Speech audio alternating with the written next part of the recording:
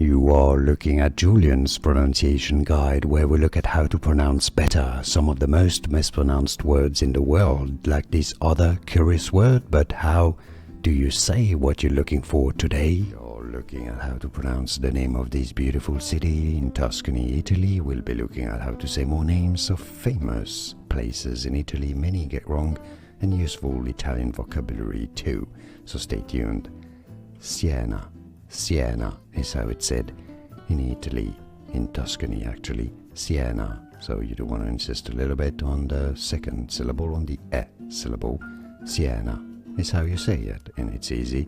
And now you know. Like this video if you found it useful. Appreciate your support. Arrivederci, grazie mille.